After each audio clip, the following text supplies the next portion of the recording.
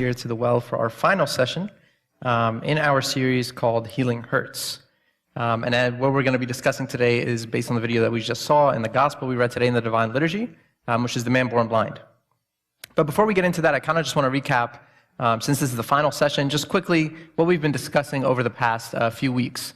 So a long time ago in week 1, okay, which seems like forever ago, we talked about the journey of Lent. And we said Lent isn't just like a season in the church that we go through and we just, how do we get through Lent as fast as possible and as painless as possible? But it's a journey for healing.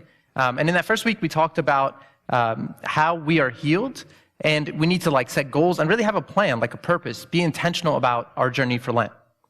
Then the second week, we talked about in order to start our journey starts with humility. We can't go anywhere without humility. And we said humility is knowing who we truly are, that we are both sinners and children of God at the same time, and that we're not the physician, we're only the patient. And then we talked about honesty, and we talked about the prodigal son, how he came to himself, okay? And then we went to the Samaritan woman, we saw her repentance, how she changed completely.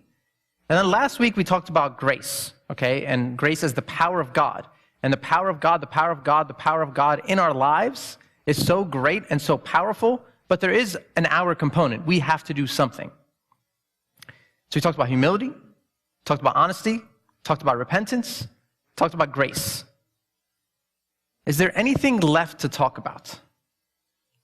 I was kind of wrestling with this as I'm preparing for the well. Is there anything left to talk about? I think there's one more thing. And we're going to read together just a short part of the passage, not the whole passage because it's kind of long, about the man born blind. And we're going to notice a specific virtue that we're going to discuss today, and I think this virtue is kind of the culmination. It's what we're going off with in our journey to Lent, to healing. Now, as Jesus passed by, he saw a man who was blind from birth, and his disciples asked him, saying, "Rabbi, who sinned, this man or his parents, that he was born blind?" Jesus answered, "Neither this man nor his parents sinned, but that the works of God should be revealed in him. I must work the works of him who sent me." We're not going to talk about this part of today. This is like its own talk on its own.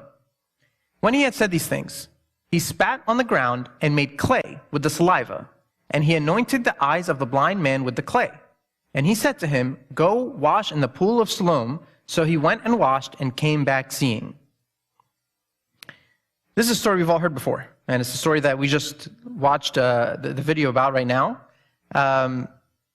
Do you ever think to yourself, as I'm rereading this now, how strange of a story this is? This is kind of a weird story. It's not ordinary. Think about it.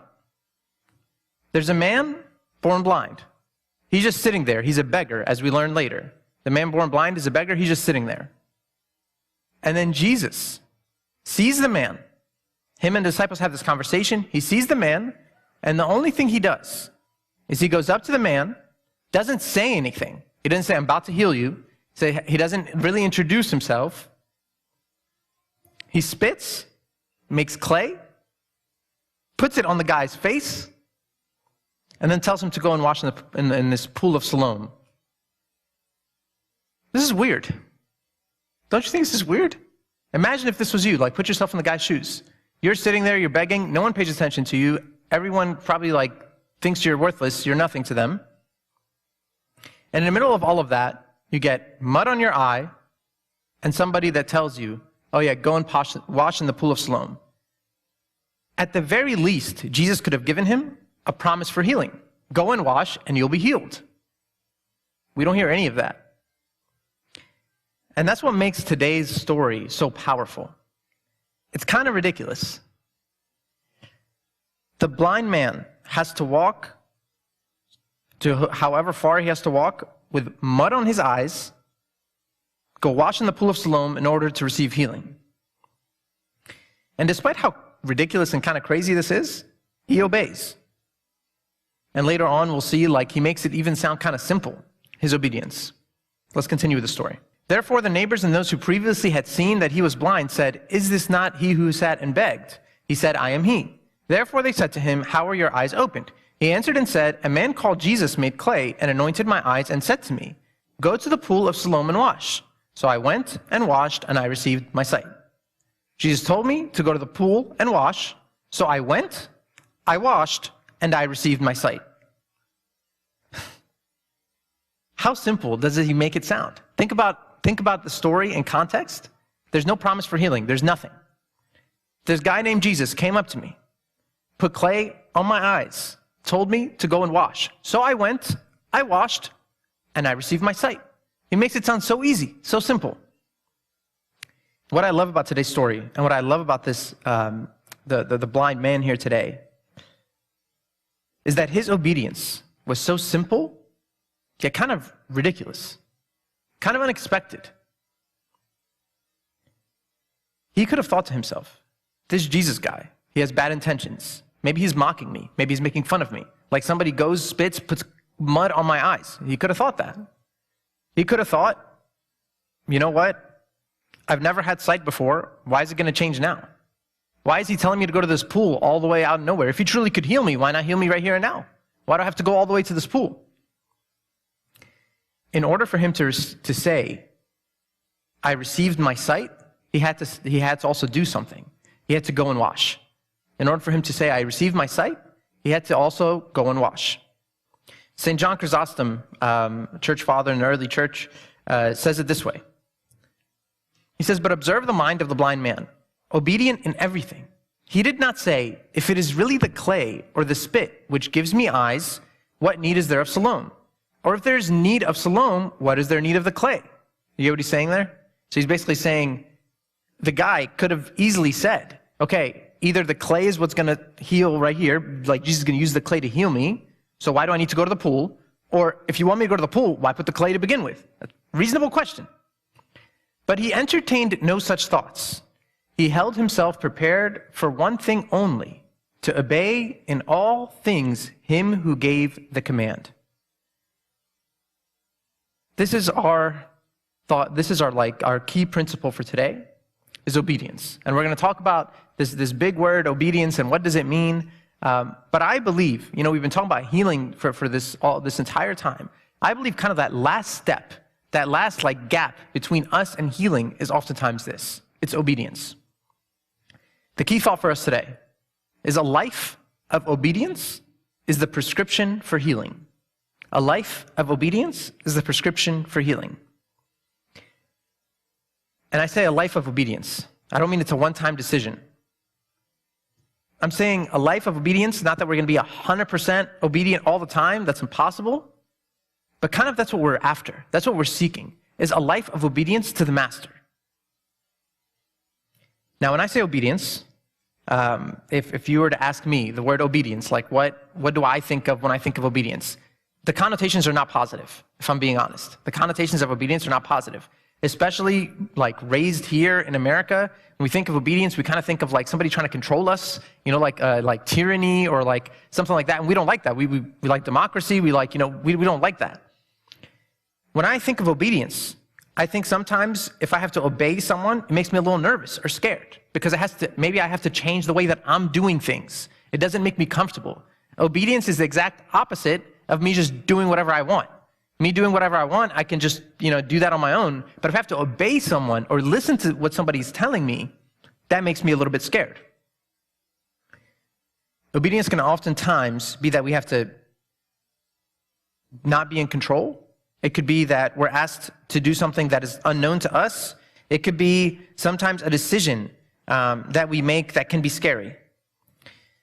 But I don't want us to just leave with that mentality today, especially when it comes to obedience to God, because I think obedience to God is much different than that. I wanted to break it down a little bit. If I wanted to get from where I am today to a life of obedience, how do I get there? So we're going to take it in steps. The first step is in order for me to be obedient, I must trust the giver of the command. In order for me to be obedient, I must trust the giver of the command. Obedience is more about trust than it is about anything else. It's more about trust and faith in the giver of the command than it is about rules. It isn't about making sure you're like military. It's more about trust and faith and a relationship than anything else. Anyone can obey someone or obey a command for a short period of time. In the short term, we can force ourselves to be obedient to anything. In the short term, I can force myself to go on a diet for 36 hours. Okay, I don't know in the short term, I can do anything in the short term. But in the long term, I have to trust the giver of the command. Think about it this way. I go to a doctor, and a doctor tells me, in order for you to lose weight, you have to do this, this, and this, okay? If I go to this doctor, and I see the credentials of the doctor, and I see like they're on his walls and whatever, I'm going to do as the doctor tells me. I trust that his command, he knows what he's talking about. If I go to a doctor, and then I see that the doctor is, smoking a cigarette here, eating 5 cheeseburgers there, and you know what, he actually didn't really go to school, like maybe, like he almost finished, but didn't really, like, am I going to trust that guy's advice? No, I'm not going to trust his advice.